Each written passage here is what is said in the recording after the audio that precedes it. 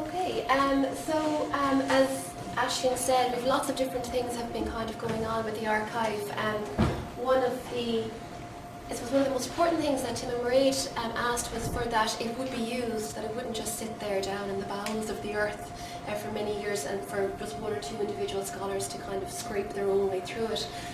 So thanks to the James Hardiman Library, to the Foundation Office and to the University at large, we've had a fantastic community of scholars and of different individuals across different offices of the university involved in making the archive very publicly accessible, which has been really a feature of what we're trying to do here today, and to get more feedback from you in terms of what you think we could do into the future as well. So we decided to do it stage by stage rather than waiting until the very, very end. We had a series of different events associated with that. We had a preview of the archive as an exhibition launch in 2014. We also had an international symposium attached to that as well. Then RTE caught wind of what we were doing, and we had a two-part documentary on RTE Radio 1 where the broadcaster Vincent Woods came down with Tia Neonlu and his producer. And we did one part of the documentary was based in the university, and the second part of the documentary was an in-depth interview with Tim and Vincent out in Folding Landscapes in Roundstone as well. So it's very nice. They're both available as podcasts online, and it's very interesting listening if you'd like to hear a little bit more about that later. So we have this absolutely remarkable treasure trove here in NUI Galway, and there are many different ways of approaching the archive. You can digitise them, you can put them up online, you can get students to work with it. But one of the key things that we're really trying to engage with is how can the public engage with an archive in a way that's creative, that's interesting, that's challenging, and that puts knowledge that is contained in the archive out there in a very, very different kind of way. So through my own interest in the area and through my own knowledge of different kinds of works that have been kind of moving in this direction in terms of the idea of public curatorship of knowledge. So different kinds of ideas coming from North America, from Australia, from Canada, from France, and from the UK in particular.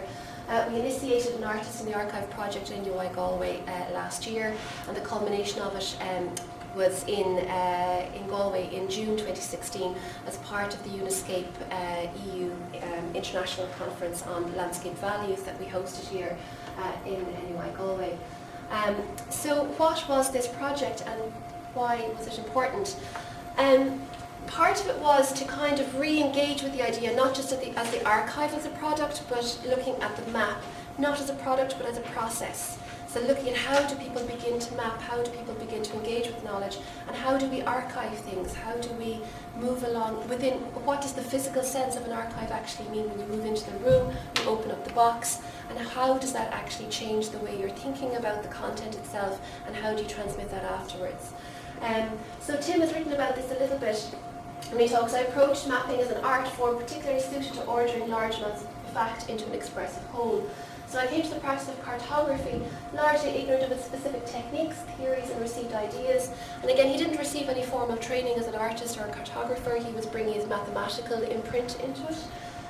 But that he was deeply suspicious of the technological and organisational structures that distance the drawer of the map even farther from the place to be drawn, alienating the hand from the foot. And this question of alienation is very important for Tim, is that to understand a place and to represent it on a map, you have to have physically walked it.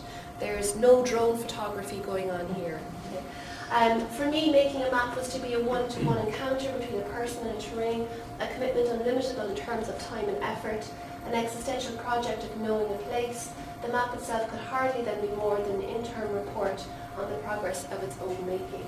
So this idea that it's interim report is kind of a work in progress, and in a way that's what knowledge is. It's constantly moving and we're constantly adding to it all of the time.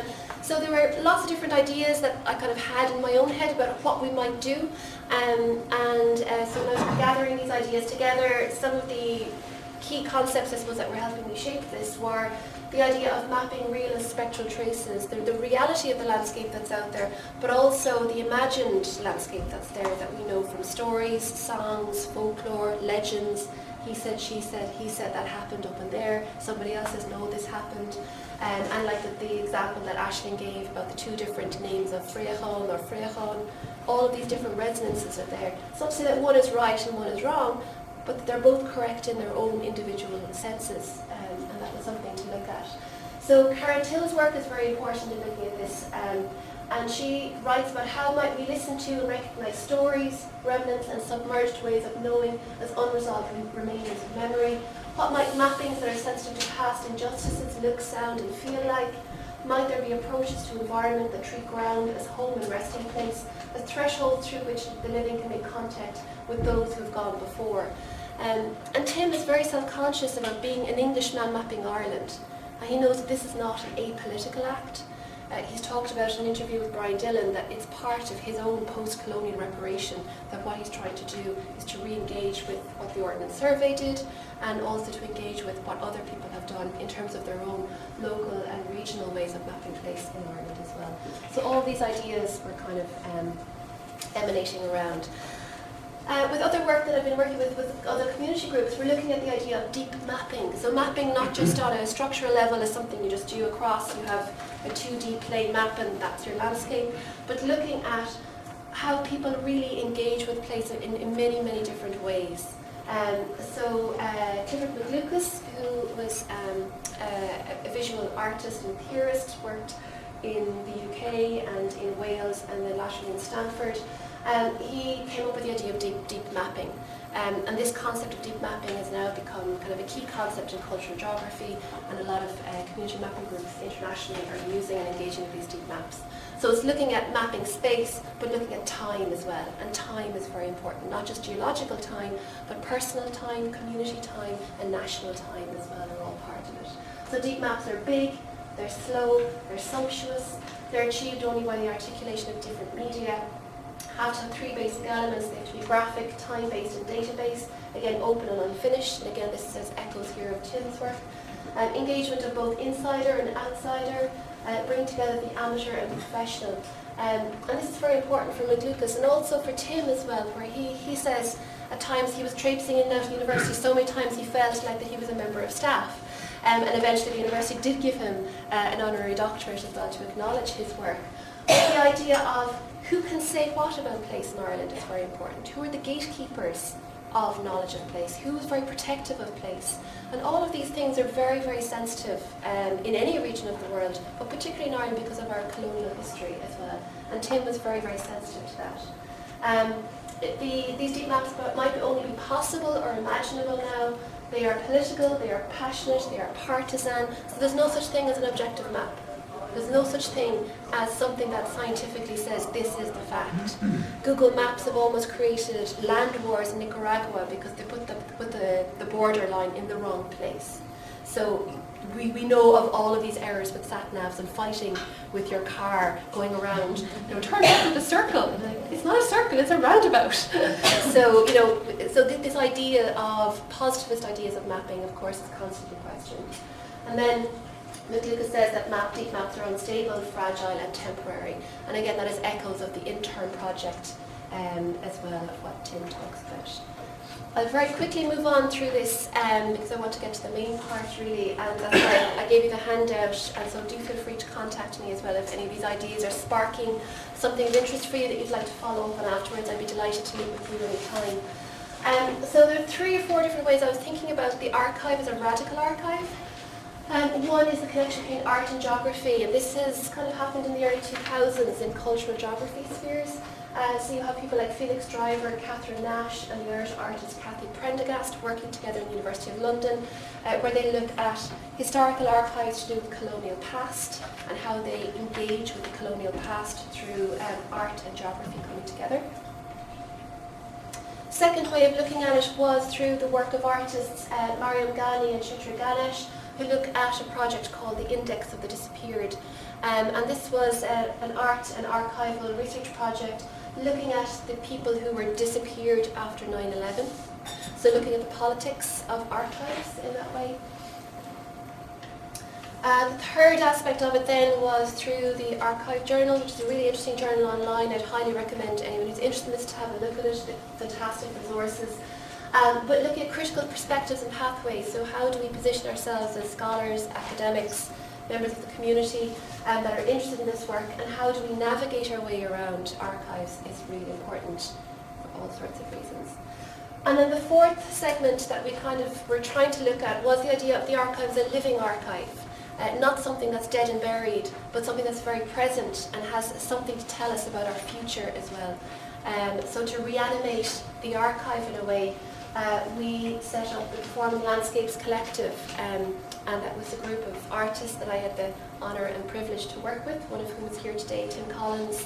And so we had Tim Collins, who's a composer and scholar, Deirdre O'Mahony, who's a visual artist and lecturer in GMIT in Centre for Creative Arts and Media, and Rena Nail, who is one of Ireland's foremost choreographers and dance artists as well, to look at different ways of engaging the archive through their own arts practice, working with me as almost a dramaturg in a way, and as their research assistant.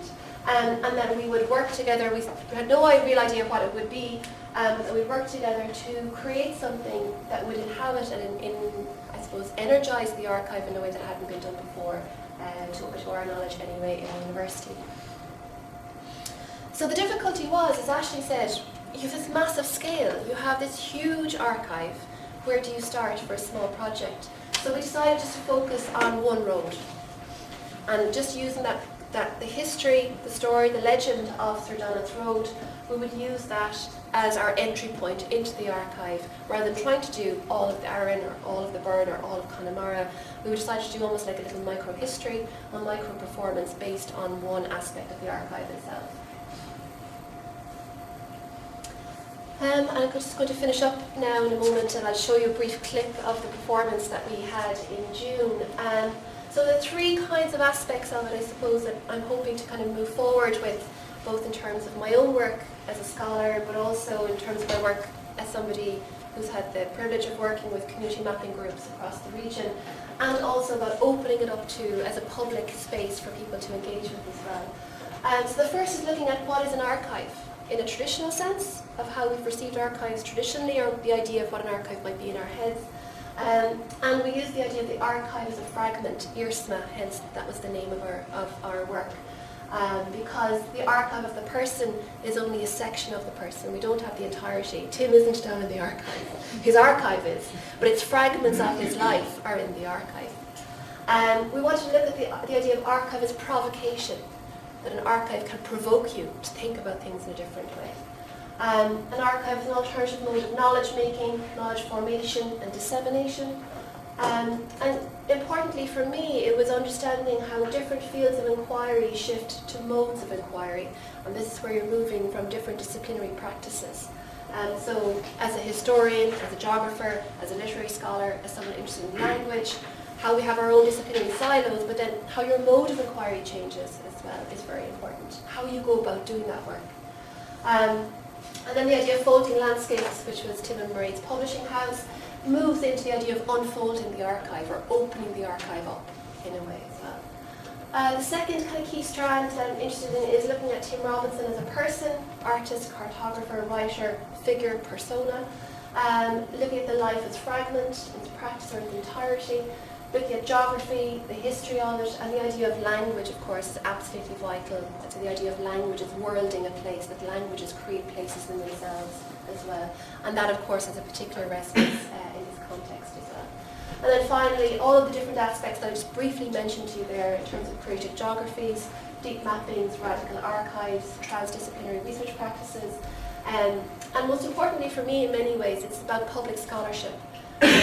Creating and creative audiences and public geographies that are socially engaged, but that is also socially responsive work.